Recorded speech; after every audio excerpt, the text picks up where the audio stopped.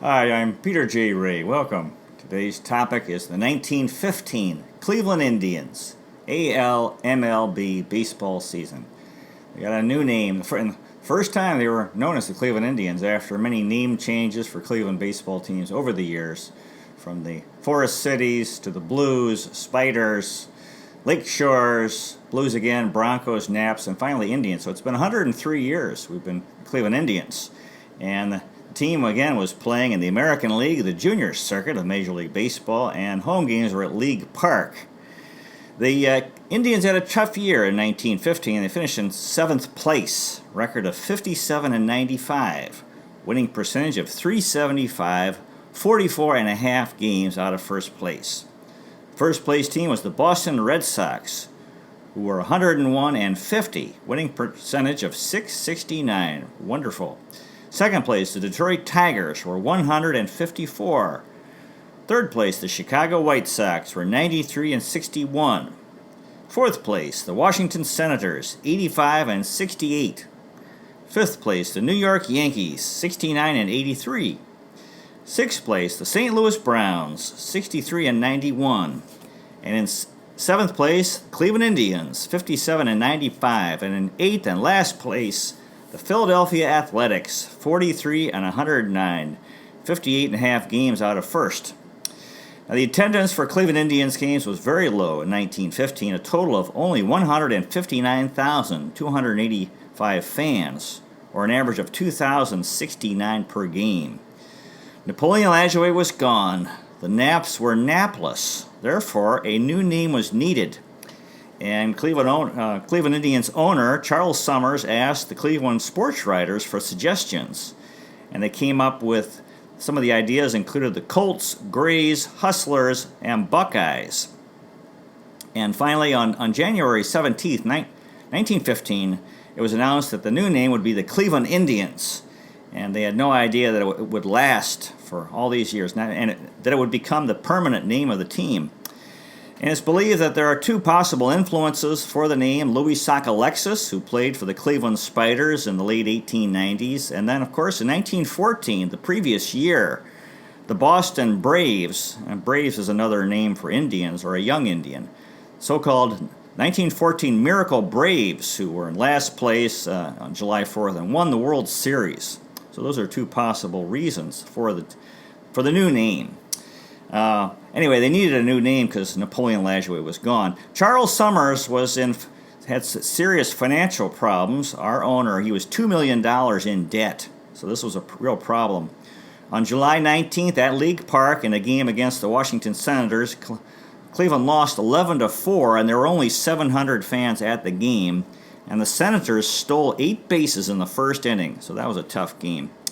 On October 10th, 115,000 fans came to Brookside Park to watch the Cleveland White Autos defeat the Omaha Luxus in the Amateur Baseball Championship. So that was really something. Now, the manager to start the 1915 season was Joe Birmingham. He only lasted 28 games. His record was 12-16. He was fired after 28 games. Birmingham was a player with Cleveland from 1906 to 1914, and then manager between 1912 and 1915. Following year, 1916, Birmingham was the manager of the Toronto Maple Leafs in the International League, but was replaced late in the season. So this was the end of the Joe Birmingham era. He was replaced as manager by Lee Full, whose record as manager for the Indians in 1915 was not that great as well, 45-79. Full was from Lowell, Ohio. He died in Brooklyn, Ohio in 1965 at age 88. As a player, he had a career average of .294 with 3 RBIs as a catcher for the Pittsburgh Pirates and Cincinnati Reds between 1902 and 1903. Full was a manager for the Cleveland Indians, St. Louis Browns, and Boston Red Sox between 1915 and 1926. His MLB career was just 5 games and 17 at-bats. His best season as a manager was with Cleveland in 1918 when the team finished in second place. By then, Tris Speaker was on the team's star player, and it was said that Full never made an important decision without first consulting Tris Speaker, who eventually replaced him as manager. In 1921, with the St. Louis Browns, Full had the team finish in second place, only a game out of first.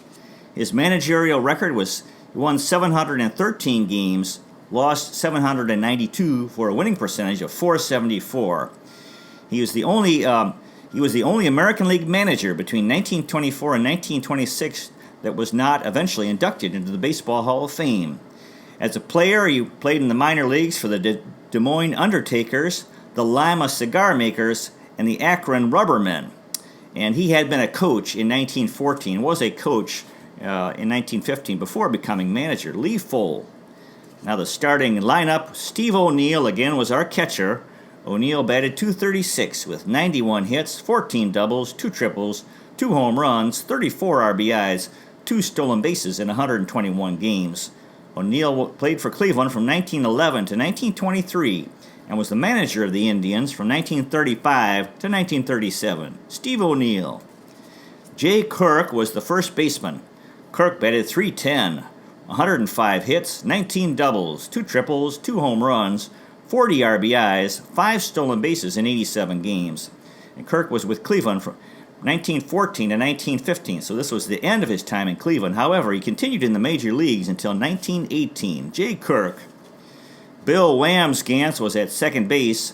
Wham Scantz had a tough year as a hitter. He batted .195 with 73 hits, 4 doubles, 4 triples, 21 RBIs, 8 stolen bases in 121 games, and Wham Scantz was with Cleveland from 1914 to 1923. Bill Wham Scantz. Ray Chapman was the shortstop. Chapman batted .270 with 154 hits, 14 doubles, 17 triples, 3 home runs, 67 RBIs, 36 stolen bases in 154 games. Fine year for Ray Chapman. And he was with Cleveland from 1912 to 1920. Ray Chapman. Walter Barbera was the third baseman. Barbera batted .191 with 47 hits, 3 doubles, a triple, 11 RBIs, 6 stolen bases in 77 games. And Barbera was with Cleveland from 1914 to 1916. Walter Barbera. The right fielder for Cleveland was Elmer Smith. Smith batted .248 with 118 hits, 23 doubles, 12 triples, 3 home runs, 67 RBIs, 10 stolen bases, and 144 games. Smith was with Cleveland from 1914 to 1916, and then from 1917 to 1921. Elmer Smith. Jack Graney was the left fielder. Graney batted .260 with 105 hits, 20 doubles, 7 triples, a home run, 56 RBIs, 12 stolen bases, and 116 games. Graney was with Cleveland from 1908 and then from 1910 to 1922 and was the Cleveland Indians radio broadcaster from 1932 to 1953. Jack Graney. Nemo Leibold was the center fielder. Leibold batted .256 with 53 hits, 5 doubles, 4 triples, 4 RBIs, 5 stolen bases in 57 games. Leibold was with Cleveland from 1913 to 1915, so this was the end of his time in Cleveland. However, he continued in the major leagues until 1925, and during the season he was traded to the White Sox with Shoeless Joe Jackson. Shoeless Joe Jackson was an outfielder. Jackson batted .327.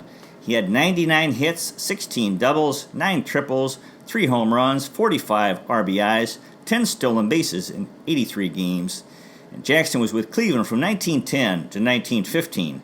So this was the end of his time in Cleveland. He continued in the major leagues until 1920.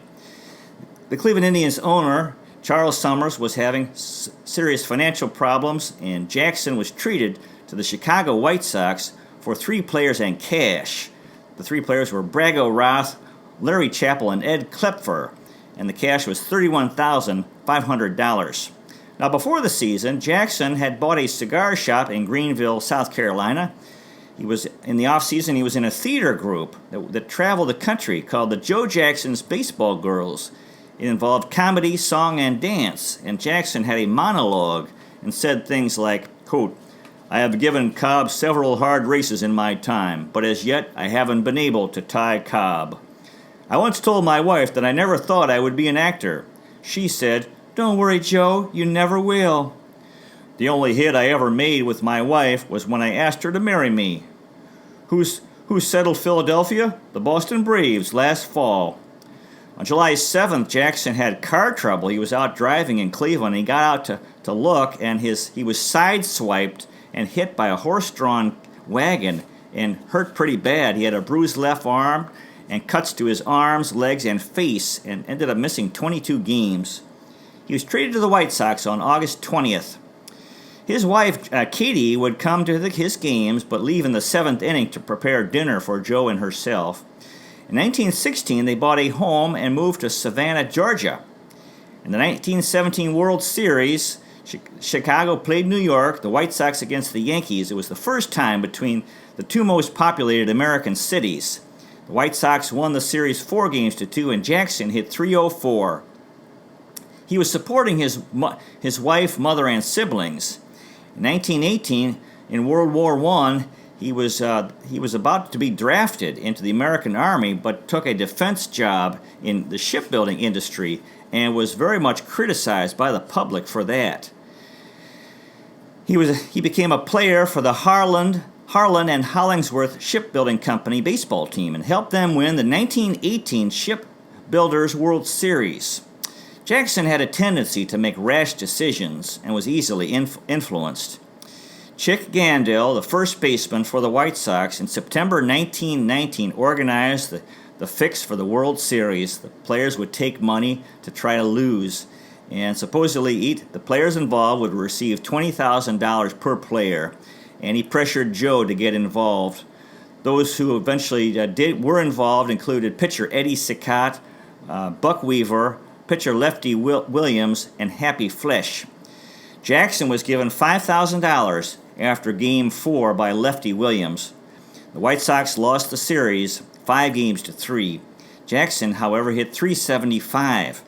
In September of 1920, there was a Chicago grand jury investigation into gambling in sports, and Eddie Cicotte took the stand and confessed, quote, that he admitted to receiving $10,000 cash to play poorly in the 1919 World Series. And Cicotte said this, quote, From that night until this morning, I have lived 1,000 years. I have suffered agony day and night. It has been terrible. I wish to God I had not taken the money. And at the grand jury, Jackson also testified and admitted to receiving $5,000. He had been promised $20,000 and admitted that he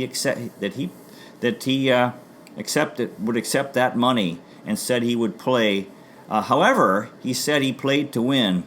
After the grand jury testimony, a boy said to him, there was a group of boys, and this boy said, It isn't true, is it, Joe? And Joe responded, Yes, boys, I'm afraid it is. He told the reporters, I don't care what happens now, I guess I'm through with baseball. Now, months later, he met with a lawyer, and then after that, he denied wrongdoing. And he said, quote, I have never confessed to throwing a ball game in my life, and I never will. There was a trial of the players, a criminal trial, and the players were all acquitted. However, Major League Baseball Commissioner Judge Landis banned all the 8 players for life, so they could not play Major League Baseball. In 1922, Jackson barnstormed, played exhibition games in small towns. He played in a semi-pro baseball. He played semi-pro in baseball under an assumed name. In 1923, in the South Georgia League, he hit .400 and helped his team, Americus Georgia, to win the title. In 1912, a fan had taunted him since folks knew that he had not gone to school and could not read, and he taunted him and said, "Spell cat." Jackson tripled, and when he got into third base, he yelled at the fan, "Spell triple." He was never able to defeat Ty Cobb in the batting average race. However, he and Ty Cobb remained friends. He believed a monkey mascot named Jocko helped him win the 1910 batting title in the minors for New Orleans. In Waycross, Georgia, in 1924, he helped the team win a regional title and hit .475. In 1933, he applied for reinstatement in Major League Baseball, but Judge Landis denied his request. He hoped to manage it in the minors for Greenville, South Carolina, but he never was able to. In 1951, he was inducted into the Cleveland Indians Hall of Fame, and he died on December 5th, 1951, at age 64. Ty Cobb said this, quote, "Joe is gone. He was a good man and a great ball player." Jackson had a lifetime batting average of .356, which is only behind Ty Cobb, who hit .366, and Rogers Hornsby, who hit .358.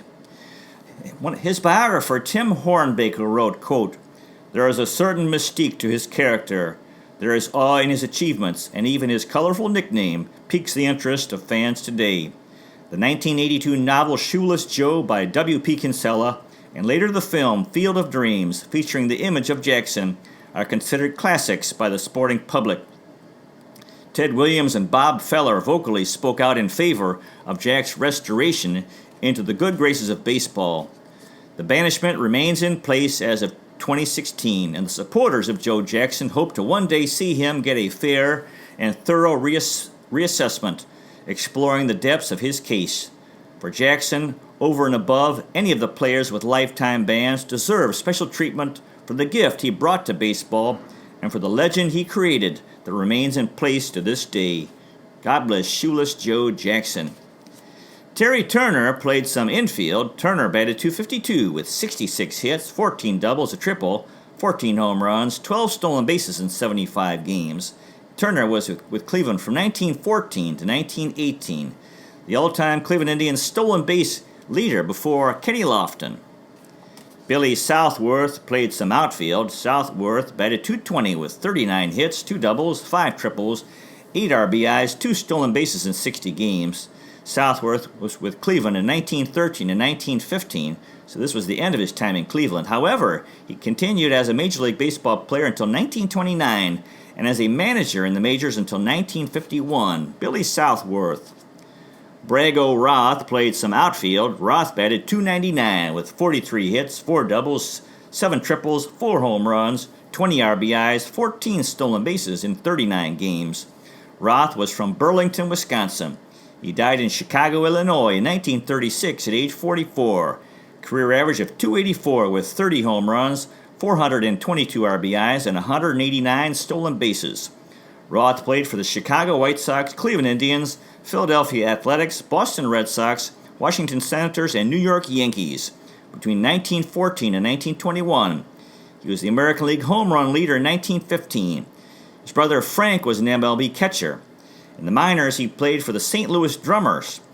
They called him Brago because of his boastful attitude about his hitting. In 1917, he led the American League in strikeouts. He was second in the American League in stolen bases. In 1918, the same year, he led the American League in pinch hits, and he continued in the minor leagues as a player until 1928. Roth died of an automobile accident, which he was involved with a newspaper truck in Chicago at age 44. And in 1915, he led the American League with 7 home runs. Borrego Roth. Denny Wiley was an outfielder. Wiley batted .252 with 33 hits, 4 doubles, a triple, 2 home runs, 10 RBIs, 2 stolen bases in 45 games. Wiley was from Mount Calm, Texas. He died in Hayward, California, 1966 at age 75.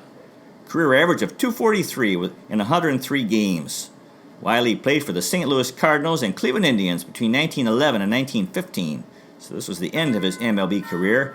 He went to Baylor University, and in the Pacific Coast League, he played from 1915 to 1923 for the Portland Beavers, Sacramento Senators, and Oakland Oaks.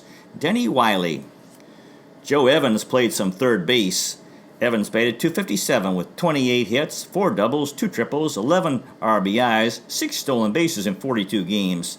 Evans was from Meridian, Mississippi. He died in Gulfport, Mississippi in 1951 at age 56. Career average of .259 with 67 stolen bases and 210 RBIs. Evans played for the Cleveland Indians, Washington Senators, and St. Louis Browns between 1915 and 1925, so he was a rookie in 1915. He won a World Series title with Cleveland in 1920. His nickname was Doc. In the minor leagues, he played for the Portland Beavers and the Gulfport Tarpons. Joe Evans. Ben Egan was a catcher. Egan batted .108 with 13 hits, 3 doubles, 6 RBIs, scored 4 runs in 42 games. Egan was with Cleveland from 1914 to 1915. So this was the end of his MLB career. He continued as a coach in the majors until 1926. Ben Egan. Jack Hammond played some second base. Hammond batted .214 with 18 hits, 2 doubles, a triple, 4 RBIs, scored 9 runs, struck out 19 times in 35 games. Hammond was from Amsterdam, New York. He died in Kenosha, Wisconsin in 1942 at age 51. Career average of .222 with 13 RBIs. Hammond played for the Cleveland Indians in 1915 and 1922 and the Pittsburgh Pirates in 1922. They called him Wabi. He went to Colgate University, and in the minor leagues he played for the Worcester Busters, the Springfield Ponies, and the Pittsfield Hillies. Jack Hammond. Roy Wood played some first base. Wood batted .192 with 15 hits and 78 at-bats, 2 doubles, a triple, 3 RBIs, a stolen base in 33 games. Wood was with Cleveland from 1914 to 1915, and this was the end of his MLB career. Roy Wood. Pete Shields played some first base. Shields batted .208 with 15 hits and 72 at-bats, 6 doubles, 6 RBIs, 3 stolen bases in 23 games. Shields was from Swiftwater, Mississippi. He died in Jackson, Mississippi in 1961 at age 69. His MLB career was just with the Cleveland Nabs in 1915. He went to the University of Mississippi, also known as Ole Miss, and played on the football and baseball teams. In the minor leagues, he played for the Charlotte Senators, the Waterbury Contenders, and the Newark Bears. Pete Shields. Bill Rogers was a second baseman. Rogers batted .311 with 14 hits and 45 at-bats, 2 doubles, 7 RBIs, 3 stolen bases in 16 games. Rogers was from Pleasant Ridge, Ohio. He died in Goliad, Texas in 1978 at age 91. Career average of .240 with 19 RBIs. Played for the Cleveland Indians, Boston Red Sox, and Cincinnati Reds between 1915 and 1916. They called him Raw Meat Bill. He was a player-manager in the minor leagues for 22 seasons from 1918 onward. And he managed the Peoria Red Wings and the All-American Girls Professional Baseball League in 1946. In the minor leagues, he played for the Peoria Tractors and managed the Chattanooga Lookouts. Bill Rogers. Jim Eschen was an outfielder. Eschen batted .238 with 10 hits and 42 at-bats, a double, 2 RBIs, scored 11 times and had struck out 9 times in 15 games. Eschen was from Brooklyn, New York. He died in Sloatsburg, New York in 1960 at age 69. Eschen played for the Cleveland Nabs in 1915, so this was the extent of his MLB career. His son Larry was an MLB player for the Philadelphia Phillies. Eschen played in the minors for the Jersey City Skeeters, the Buffalo Bisons, and the Cleveland Spiders. Jim Eschen. Josh Billings was another catcher. Billings batted .190 with 4 hits and 21 at-bats, a double, a stolen base, scored twice, struck out 6 times in 8 games. Billings was with Cleveland from 1913 to 1918. Josh Billings. Tex Hoffman was a third baseman. He batted .154 with 2 hits and 13 at-bats, scored a run, had 2 RBIs, walked once, struck out 5 times in 9 games. Tex Hoffman was from San Antonio, Texas. Wonder how he got the name Tex. He died in New Orleans, Louisiana in 1947 at age 53. His MLB career was just with the Cleveland Indians in 1915. In the minors, he was a player and manager until 1937 for the Charleston Seagulls, the Flint Vehicles, South Bend Benders, Peoria Distillers, Shreveport Sports, Albany Nuts, Macon Peaches, and the Terre Haute Tots. Tex Hoffman. Ben Pasha was an outfielder. Pasha batted .111 with 1 hit and 9 at-bats, struck out 3 times in 9 games. Pasha was from Enterprise, Alabama. He died in Charlotte, North Carolina in 1974 at age 79. Career average of .309 with 24 home runs and 138 RBIs. Pasha played for the Cleveland Indians in 1915, the Boston Red Sox in 1920, and the New York Yankees between 1924 and 1929. He won World Series titles with the Yankees in 1927 and 1928. In 1925, Pasha hit .360 for the Yankees, while Babe Ruth was out with a 40-game stomach ailment. He was a 5-tool player and a top pinch hitter in the majors. His father was a farmer. He went to the University of Alabama. On August 16, 1915, he pinch hit and broke up a no-hitter with 2 outs in the ninth. In the minors, he played in the Southern League and they said he was, quote, the man who hits sticks of dynamite. He's the last man to pinch hit for Babe Ruth. On the Yankees, he was a quiet player, considered to have a colorless personality, and preferred going to the movies to carousing. Ben Pasha. Howie Hayworth was a catcher. Hayworth batted .143 with 1 hit and 7 at-bats, an RBI, walked twice, struck out twice in 7 games. Hayworth was from Newburgh, Oregon. He died in Troutdale, Oregon in 1953 at age 59. His MLB career was just with the Cleveland Indians in 1915. In the minor leagues, he played for the Great Falls Electrics, the Fort Worth Panthers, the Des Moines Demons, Tulsa Oilers, San Francisco Seals, and the Pendleton Buckaroos. Howie Hayworth. Lee Gooch was an outfielder. Gooch batted .500. He had 1 hit and 2 at-bats in 2 games. Gooch was from Oxford, North Carolina. He died in Raleigh, North Carolina in 1966 at age 76. Career average of .295 with 1 home run and 4 RBIs. Played for the Cleveland Indians in 1915 and the Philadelphia Athletics in 1917. He became the head baseball coach at Duke University in 1919 and at Wake Forest University in 1949 and 1950. He played in the minor leagues. He played for the Durham Bulls and the Rocky Mount Buccaneers. Lee Gooch. On the pitching staff, we had Willie Mitchell, was a strong starting pitcher. Mitchell batted .127 with 10 hits and 79 at-bats, a double, 4 RBIs, scored 3 times, walked 4 times, struck out 20 times in 36 games. Mitchell's pitching record was 11-14 with an ERA of 2.82, 36 games, 30 starts, 12 complete games, a shutout, and a save. And Mitchell was with Cleveland from 1909 to 1916. Willie Mitchell. Guy Morton was the ace pitcher. Morton batted .146 with 12 hits and 82 at-bats, scored a run, had 2 doubles, a triple, 2 RBIs, struck out 28 times in 34 games. Morton's pitching record was 16-15 with an ERA of 2.14, 34 games, 27 starts, 15 complete games, 6 shutouts, and a save. Morton was with Cleveland from 1914 to 1924. On May 16th, Morton had a no-hitter through 8 innings and lost the game 3-0 in 14 innings. On August 22, he threw a one-hitter in his 6th shutout against New York. Guy Morton. Rip Hagerman was another pitcher. Hagerman batted .105 with 4 hits and 38 at-bats, scored twice, had a double, walked twice, and struck out 22 times in 29 games. Hagerman's pitching record was 6-14 with an ERA of 3.52, 29 games, 22 starts, 7 complete games. And Hagerman was with Cleveland from 1914 to 1916. Rip Hagerman. Roy Walker was another pitcher. Walker batted .132 with 5 hits and 38 at-bats, scored twice, had an RBI, walked once, struck out 18 times in 25 games. Walker's pitching record was 4-9 with an ERA of 3.98, 25 games, 15 starts, 4 complete games, and a save. Walker was with Cleveland in 1912 and 1915, so this was the end of his time in Cleveland.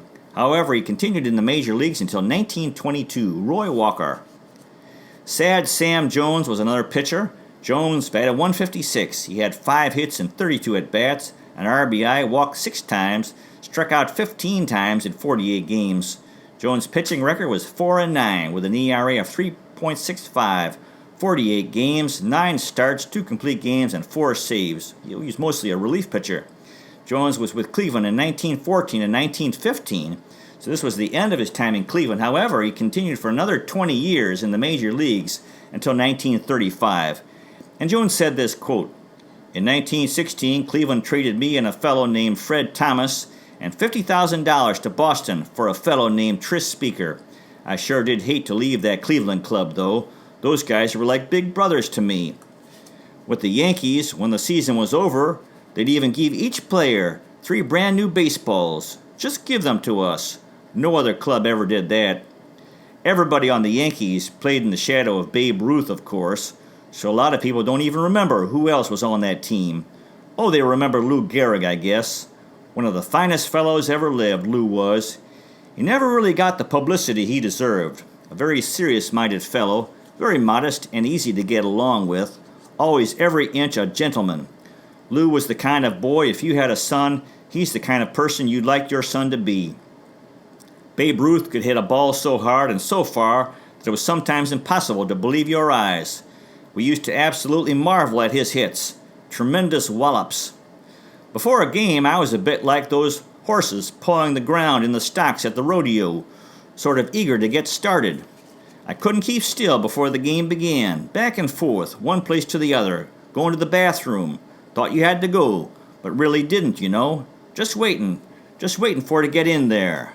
Sad Sam Jones, good guy. Fritz Kuhn was another pitcher.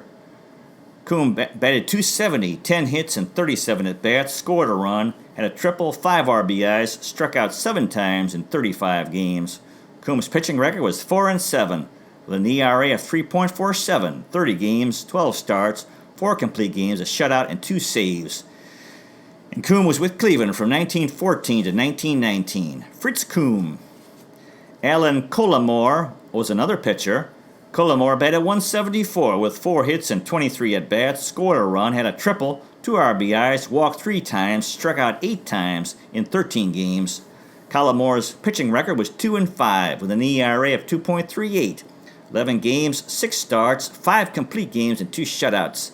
Cullimore was with Cleveland in 1914 and 1915, and this was the end of his MLB career. Alan Cullimore. Paul Carter was another pitcher. Carter batted .214 with 3 hits and 14 at-bats, scored twice, had a double, walked twice, struck out 5 times in 12 games. Carter's pitching record was 1-1 with an ERA of 3.21, 11 games, 2 starts, and 2 complete games. Carter was with Cleveland in 1914 and 1915, so this was the end of his time in Cleveland. However, he continued in the major leagues until 1920. Paul Carter. Oscar Harstad was another pitcher. Harstad batted .125 with 2 hits and 16 at-bats, scored a run, had an RBI, struck out 7 times in 32 games. Harstad's pitching record was 3-5 with an ERA of 3.40, 32 games, 7 starts, 4 complete games, and a save. Harstad was from Parkland, Washington. He died in Corvallis, Oregon in 1985 at age 93. His MLB career was just with the Cleveland Indians in 1915. They called him Theander. After he retired from baseball, he became a dentist in the Milton, Freewater, Oregon area for 50 years. He was the son of Bugh Harstad, the founder of Pacific Lutheran University. In the minor leagues, he played for the Vancouver Beavers, the Norfolk Mary Janes, and the Regina Senators. In Saskatchewan, Canada, Oscar Harstad. Lynn Brenton was another pitcher. Brenton batted .118 with 2 hits and 17 at-bats, struck out 9 times in 11 games. Brenton's pitching record was 2-3 with an ERA of 3.35, 11 games, 5 starts, a complete game, and a shutout. Brenton was with Cleveland in 1913 and 1915, and then continued in the major leagues until 1921. Lynn Brenton. Bill Steen was another pitcher. Steen batted .188 with 3 hits and 16 at-bats, scored a run, had a double and RBI, struck out 6 times in 10 games. Steen's pitching record was 1-4 with an ERA of 4.96, 10 games, 7 starts, 2 complete games. Steen was with Cleveland from 1912 to 1915, so this was the end of his MLB career. However, he continued in the minor leagues until 1919. Bill Steen. Ed Klepfer was another pitcher. Klepfer batted .167 with 2 hits and 12 at-bats, scored a run, walked once, struck out 5 times in 8 games. Klepfer's pitching record was 1-6 with an ERA of 2.89, 8 games, 7 starts, and 2 complete games. Klepfer was from Somerville, Pennsylvania. He died in Tulsa, Oklahoma in 1950 at age 62. A career record of 22-17 with an ERA of 2.81 and 165 strikeouts. Klepfer pitched for the New York Highlanders, the New York Yankees, Chicago White Sox, and Cleveland Indians between 1911 and 1919. In 1917, he had the best winning percentage in the American League. He was a spitball pitcher. They called him Big Ed. He fought in World War I in France and for the American Expeditionary Force and was gassed in battle. He was one of the worst hitters in MLB history, batted .048. After he retired from baseball, he became an independent oil operator, and he was traded to Cleveland by the White Sox in the Shoeless Joe Jackson deal. Ed Klepfer. Clarence Garrett was another pitcher. Garrett batted 8 times, did not have a hit, walked twice, struck out 4 times in 4 games. Garrett's pitching record was 2-2 with an ERA of 2.31. 4 games, 4 starts, 2 complete games. Garrett was from Reeder, West Virginia. He died in Moundsville, West Virginia in 1977 at age 85. Played for the Cleveland Indians in 1915, so this was the extent of his MLB career. He went to West Liberty State College, and in the minor leagues he played for the Madison City Clay Diggers. Clarence Garrett. Herbert Hill was another pitcher, got in 1 game, did not bat, had no decisions, and an ERA of 0.00 in 1 game and 2 innings pitched. Hill was from Dallas, Texas. He died in Farmers Branch, Texas in 1970 at age 79. His MLB career was just with the Cleveland Indians in 1915. In the minor leagues, he played for the Flint Vehicles and the Cleveland Spiders. Herbert Hill. And finally, Abe Bowman was another pitcher. Bowman got in 2 games, did not bat, had a pitching record of 0-1 with an ERA of 20.25. 2 games, 1 start, 1 1/3 innings pitched, and 3 earned runs allowed. Bowman was with Cleveland in 1914 and 1915. This was the end of his MLB career. However, he continued as a manager in the minor leagues until 1933. Abe Bowman. After the season, the National League champions, Philadelphia Phillies, appeared in the World Series and were defeated by the American League champions, Boston Red Sox, 4-1.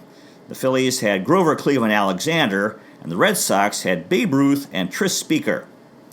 So that's the story of the 1915 Cleveland Indians. The first year they were known as the Indians, 103 years ago. Had a tough year, but hope springs eternal. God bless the fellows who played for the Cleveland Indians in 1915. 5 years later, they'd win the World Series. And God bless everyone else associated with that team, including the fans, especially the Civil War veterans and the Spanish-American War veterans.